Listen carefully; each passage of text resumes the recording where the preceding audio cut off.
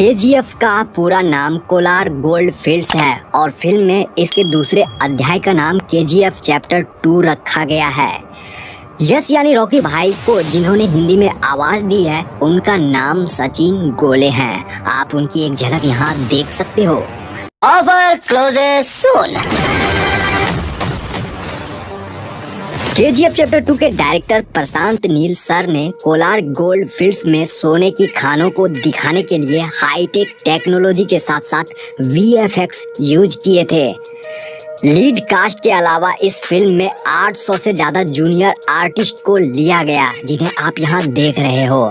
बाकी इतने आर्टिस्ट को बाहुबली और बाहुबली 2 में भी हायर नहीं किया गया था। केवल यही नहीं, ज्यादातर फिल्म मेकर्स ऑब्जेक्ट मॉडलिंग और कॉपी पेस्ट से ही लोगों की भीड़ को मूवी में दिखाते हैं। एरी एलेक्सा SXT जैसी हाई डेफिनेशन कैमरे को सिनेमेटोग्राफर भुवन गोंडा ने कंधे पर रखकर सारे एक्शन सीन शूट किए थे ताकि शॉट परफेक्टली लिया जा सके। इतना ही नहीं, इस एक कैमरे का वजन ही 40 किलोग्राम है। वैसे इस फिल्म में 150 से ज्यादा कैमरे यूज हुए हैं जिन्हें डिफरेंट एंगल दिखाने के लिए इस्तेमाल किया गया था। मैं आपको बता दूं कि भुवन गोंडा सर डायरेक्टर साहब के पसंदीदा सिनेमेटोग्राफर हैं। उन्होंने केजीएफ चैप्टर 1 को बनाया था। इसके अलावा प्रभास के साथ उनकी अगली फिल्म सालार में भी भुवन गोंडा ही सिनेमेटोग्राफर हैं। फिल्म के कॉस्ट्यूम डिजाइनर नवीन सेट्टी है। इनके अलावा योगी जी राज भी थे। आप उन्हें और उनकी टीम को कलाकारों को कॉस्ट्यूम पहनाते हुए देख रहे हो। यहाँ उनके द्वारा अधीरा यानी संजय दत्त को तैयार किया जा रहा है।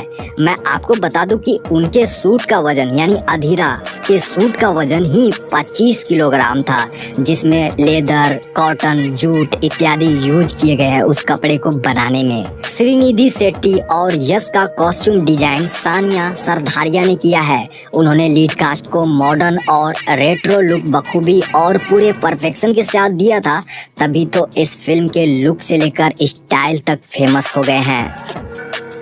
वैसे तो फिल्मों में कार चेजिंग सीक्वेंस को वीएफएक्स स्टूडियो में ही शूट करके दिखाया जाता है, बट इस फिल्म में ओरिजिनलिटी का पूरा ध्यान रखा गया था। यहाँ पर आप जिस कार को देख रहे हो जिसमें कि रॉकी रीना को बचाने जाता है, दरअसल यह फोर्ड मुस्तांग 1969 है जो कि काफी महंगी कार है। मुख्यतः केजीएफ चैप्टर 2 फिल्म की शूटिंग कोलार गोल्ड फील्ड्स के अलावा बेंगलुरु, हैदराबाद और मैसूर में शूट किया गया है, जिसके बारे में आप आगे जानोगे। वैसे तो मूवी में कोलार गोल्ड फील्ड्स के कुछ ही डिस्टेंस पर रॉकी का रॉयल प्लेस था, बट असल में उनके घर को दिखाया जो गया है वह लोकेशन हैदराबाद के ताज फलकनुमा पैलेस का है। बट फिल्म में हमें ये दोनों चीज एडिटिंग के जरिए एक साथ यानी अगल बगल में दिखाई गई थी। मूवी का यह सीन उस समय का है जब रॉकी को देखकर लगता है कि वह अब सब कुछ हार चुका है, बट वह इनायत अली से डील करने दुबई चला जाता है। तो वहाँ जो बीच वाली लोकेशन पर यह वाली शूटिंग आप देख रहे हो वह एक्चुअली इंडिया का ही लोकेशन है। कर्नाटक के पाडुकेरे बीच के मलपे में इस वाले सीक्वेंस की शूटिंग हुई थी। अब क्लाइमेक्स के इस सीन को देखिए। आपको क्या लगता है कि क्लाइमेक्स बनाना कितना डिफिकल्ट होगा? फिल्म मेकर्स ने अपने टोटल बजट का 15% हिस्सा क्लाइमेक्स के लिए ही बचा कर रखा था, यानी सिर्फ क्लाइमेक्स पर ही 12 करोड़ रुपए खर्च कर दिए गए थे। एंड लास्ट वाला फाइटिंग सीन है जहां पर अधीरा और रॉकी को लड़ते हुए दिखाया गया है, जो कि काफी दमदार फाइटिंग सीक्वेंस में से एक है। तो इस जगह पर दोनों ने दमदार फाइटिंग तो करी है, बट जानकर आपको अच्छा लगेगा कि इस एक्शन सीन के लिए ना तो यश और ना ही संजय दत्त ने कोई डबल बॉडी इस्तेमाल किया है, यानी कि यहाँ कोई भी डबल बॉडी नहीं है। ब्यूटी पेजेंट श्रीनिधि जी, जिन्होंने इस फिल्म में रीना का किरदार निभाया है, जो कि रॉकी की वाइफ रहती है, यहाँ उन्हें आप बिहाइंड द सीन में देख रहे हो। वो अपने शॉट को खुद से देख भी रही है एंड वो काफ़ी अच्छा फील कर रही है। और यह क्लिप होली का है।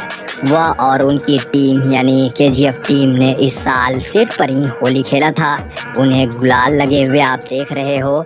एंड मैं आपको बता दूं कि श्रीनिधि जी इस फिल्म के लिए यानी केजीएफ फिल्म के लिए बड़ी बड़ी 7 फिल्मों का ऑफर अब तक ठुकरा चुकी है ताकि वह रॉकी के साथ स्क्रीन शेयर कर सके। क्लाइमेक्स का यह धांसू सीन है जिसके शॉट्स और रील आजकल खूब वायरल हो रहे हैं। यह सीन फिल्म में आपको कुछ ऐसे दिखाया गया था। यहाँ पर रॉकी खतरनाक लुक में मिनिस्टर को मारने पहुंचता है।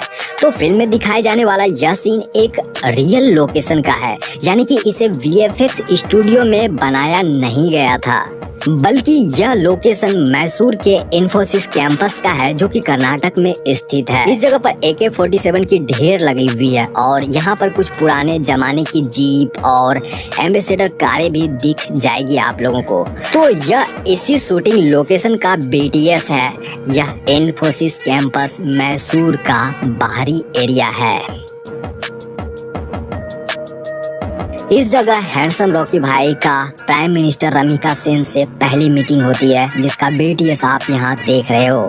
इस जगह पर रॉकी रेड कलर के सूट में नजर आए थे जो कि इन दिनों काफी ट्रेंड कर रहा है। इस तरह के कॉस्ट्यूम, इस तरह का आउटफिट आजकल लड़के खूब पसंद कर रहे हैं।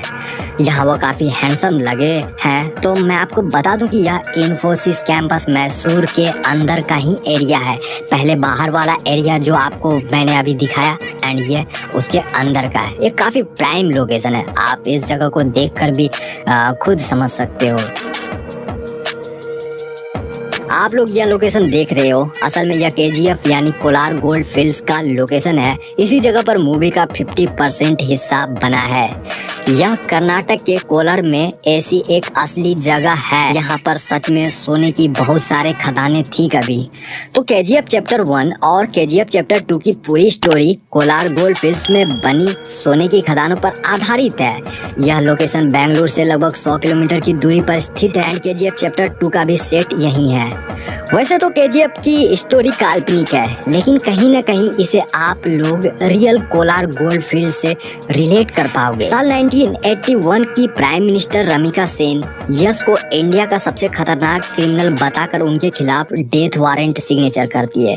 लेकिन उससे पहले यश गरुड़ा को मारकर कोलार गोल्ड फील्ड के ऊपर अपना साम्राज्य खड़ा कर लेता है और फिर कोलार गोल्ड फील्ड से निकलने वाले सोने को अपनी मन मर्जी कीमत पर वह बेचता है। रियलिटी से भी आप लोगों को रूबरू करवाऊं तो 1979, 1980 और 1981 में गोल्ड की रेट बहुत तेजी से बढ़ी थी।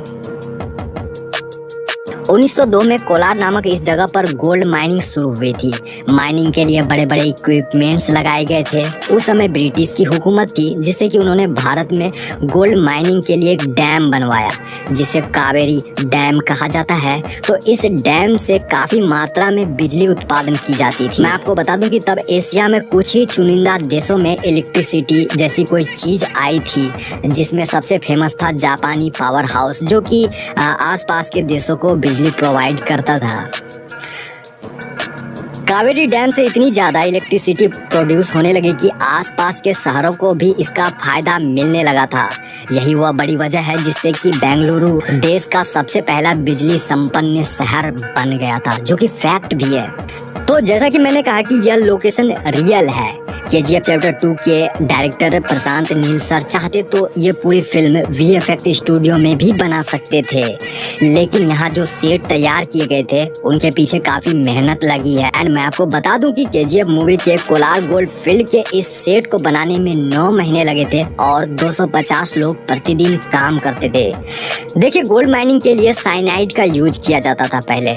यहाँ जो आप इस जगह पर इतने बड़े विशालकाय गड्ढे देख रहे हो, यह फिल्म मेकर्स द्वारा नहीं करा गया, बल्कि ये माइनिंग करने से ही इतना बड़ा गड्ढा बना है। अब सोचो कितनी ज्यादा साइनाइड यहाँ यूज किए गए होंगे।